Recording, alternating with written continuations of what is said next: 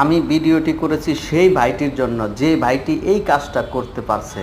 কারণ আপনার ফ্যামিলি, আপনার সম্মান, আপনার মান সম্মান, আপনার ফ্যামিলি, আপনার বউ বাচ্চাকে কিভাবে আপনি ট্রাকের উপরে এইভাবে বসালেন। আরে ভাই, আপনার বাচ্চাটা যদি ছিটকে পড়ে যায়, এটা ট্রাকে মাল লোড করে আপনারা বাড়িতে নিয়ে যাচ্ছেন, ভালো কথা। আপনার ফ্যামিলিকে ট্রাকের ভিতরে সামনে বসায় দিতেন।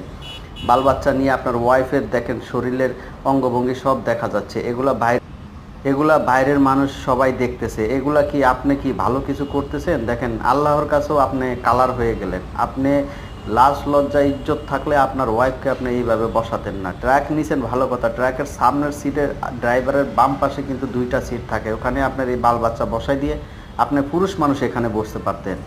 আপনি মনে হয় সামনে বসে আছেন, কিন্তু আপনার ওয়াইফকে এখানে বসাই দিয়েছেন। আপনার ওয়াইফের শরীরে বাতাসে পোশাক এদিক সেদিক নিয়ে যায়, সবাই দেখতেছে। তবে লজ্জাবোধ থাকা উচিত প্রতিটা পুরুষের এসব দৃশ্য করার জন্য।